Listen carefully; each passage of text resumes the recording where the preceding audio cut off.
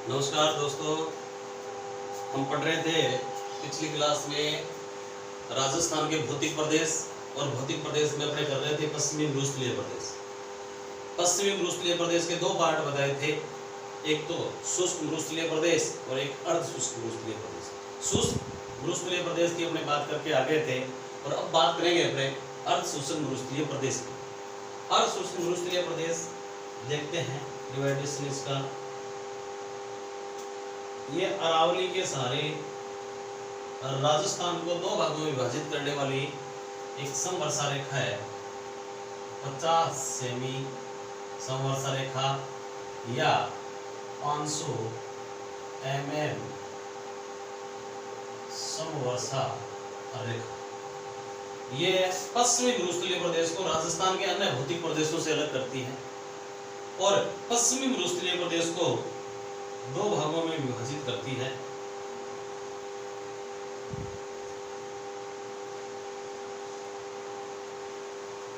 पच्चीस सेमी समवर्षा रेखा या 250 mm समवर्षा रेखा।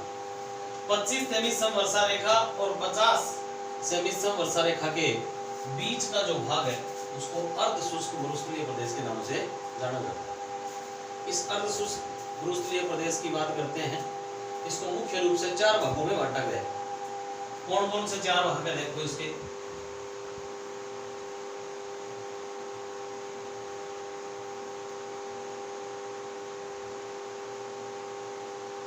चार। Number 1 Ghaggar basin. Number 2 Shekhawati निम्न भूमि। नंबर 4 नागौरी उच्च भूमि।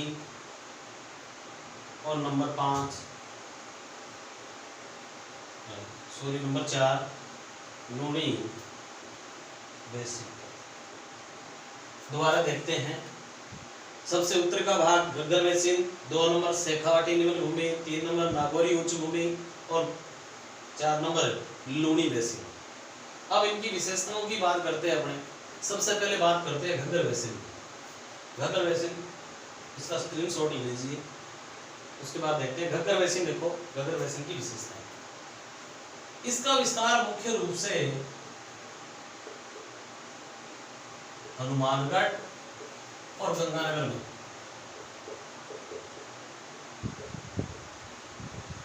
हनुमानगढ़ और गंगानगर में मुख्य रूप से इसका विस्तार पाया जाता है घग्गर बेसिन। और घग्गर बेसिन को यहाँ मुख्य रूप से नाली क्षेत्र के नाम से जाना जाता है। किसके नाम से जाना जाता है? नाली क्षेत्र के नाम से जाना जाता है घग्गर बेसिन को हनुमानगढ़ डिस्ट्रिक्ट में। और इस घग्गर बेसिन में जो चिकनी उपजाऊ मिट्टी पाई जाती है, इस चिकनी उपजाऊ मिट्टी को हनुमानगढ़ में मुख्य रूप से काठी या बग्गी के नाम से जाना जाता है। काठी या बग्गी के नाम जाना जाता है। दोबारा देखो घग्गर बेसिन हनुमानगढ़ और गंगानगर में इसका विस्तार है। इसका अपुआ क्षेत्र या बेसिन नाली क्षेत्र के नाम से जाना जाता है। और इसके बेसिन में जो उपजाऊ चिकनी मिट्टी पाई जाती है उसको काठी और काठी या बग्गी बोलते हैं। बात करते हैं घग्गर नदी। राजस्थान में मुख्य रूप से नदी के पेटे से नीचे बसे हुए 2 शहर हैं। एक तो है हनुमानगढ़ जंक्शन और दूसरा है बालोतर। हनुमानगढ़ जंक्शन तो घग्गर नदी के पेटे से नीचे बसा हुआ है और बालोतरा लूणी नदी के पेटे से नीचे बसा। अगर घग्गर नदी में पानी अधिक हो जाता है तो हनुमानगढ़ जंक्शन में मुख्य रूप से बाढ़ आती है और लूणी नदी में अगर पानी ज्यादा हो जाता है तो मुख्य रूप से बालोतरा में बाढ़ आती है। यानी कई बार क्वेश्चन भी आता है कि अजमेर की पहाड़ियों में ज्यादा वर्षा होने से बाढ़ कहाँ आती है, तो मुख्य रूप से कहाँ आती है, बड़ोतरा में आती है। अब अपने बात करते हैं शेखावाटी निम्न भूमि। शेखावाटी निम्न भूमि की विशेषताएं देखते हैं। ये एक आंतरिक प्रवाह का क्षेत्र है, ये एक आंतरिक प्रवाह का क्षेत्र है, यानी यहाँ जो नदियां बहती है वो किसी सागर या महासागर में नहीं गिरती, आंतरिक प्रवाह की नदियां हैं। और यहाँ मुख्य रूप से कांतली नदी बहती है। कौन सी नदी बहती है शेखावाटी क्षेत्र में? कांतली नदी बहती है। और कांतली नदी का जो बहाव क्षेत्र है उसको बोलते हैं तोरावाटी, तोरावाटी बोलते हैं। तो शेखावाटी निम्न भूमि की विशेषताओं में ये आंतरिक प्रवाह का क्षेत्र है, यहाँ कांतली नदी बहती है मुख्य रूप से, और कांतली नदी का जो बहाव क्षेत्र है उसको मुख्य रूप से किस नाम से जाना जाता है? तोरावाटी के नाम से जाना जाता है। एक कई बार शब्द आता है इसमें शेखावाटी निम्न भूमि में बीड़ भूमि, एक तो होती है बीहड़ भूमि और एक होती है बीड़ भूमि। बीड़ भूमि तो एक प्रकार का चारा का क्षेत्र है, चारागाह भूमि, और बीहड़ भूमि एक प्रकार की बंजर भूमि होती है, अवनालिकाओं अपर्दन युक्त भूमि। तो बीड़ भूमि चारागाह भूमि है जो शेखावाटी क्षेत्र में मुख्य रूप से पाई जाती है। और एक यहाँ सर या सरोवर जो मानसून काल में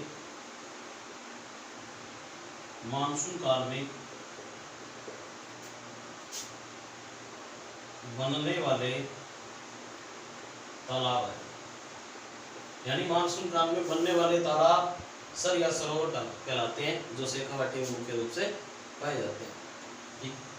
और एक मिलता है रन, रन पीछे बढ़ गए थे, पलाया का दूसरा नाम है रन, टाट, ढांड, यानी अस्थायी रूप से बनने वाली जो झील है वो क्या कहलाती है? रन कहलाती है। ये अपने बात करते आए हैं शेखावाटी निम्न भूमि की। आगे अपने बात करते हैं नागौरी उच्च भूमि की।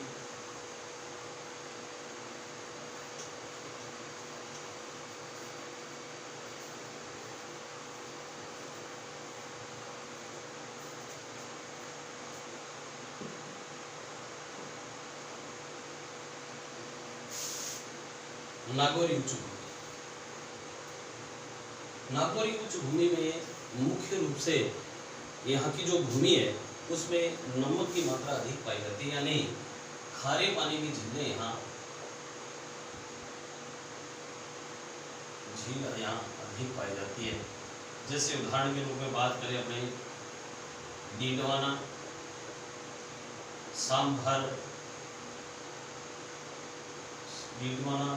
सांभर आदि यह मुख्य रूप से पाई जाने वाली खारे पानी की झीलें। इससे आगे बात करते हैं एक अन्य विशेषता की। यहाँ पानी में फ्लोराइड की मात्रा अधिक पाई जाती है, और बांका या कुप्पड़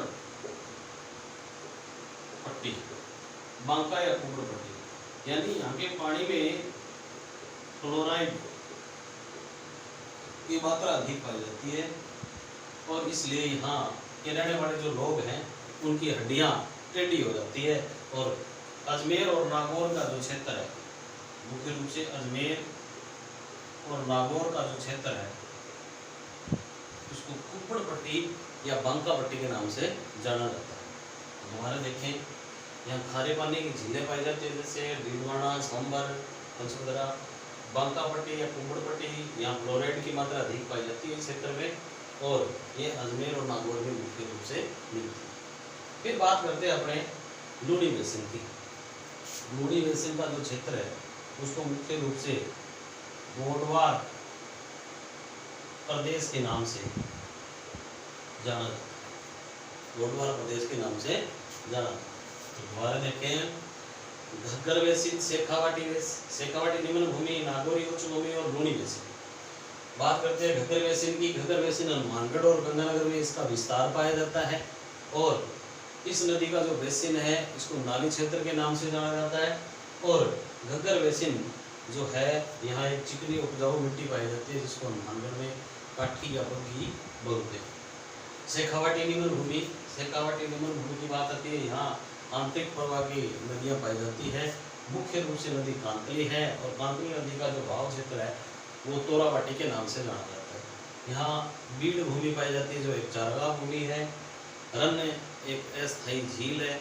और सर या सरोवर जो मानसून काल में तालाब बनते हैं उनको सर या सरोवर बोलते हैं। नागौर उच्च भूमि, नागौर उच्च भूमि यहाँ मुख्य रूप से खारे पानी की झीलें पाई जाती है और यहाँ बांका या कुब्बड़ पट्टी मिलती है जो फ्लोराइड की मात्रा अधिक पाने की वजह से यहाँ के जो नागौर और अजमेर के जो क्षेत्र के लोग हैं वहाँ उनकी हड्डियाँ टेढ़ी हो जाती है, उस क्षेत्र को कुब्बड़ पट्टी के नाम से जाना जाता है।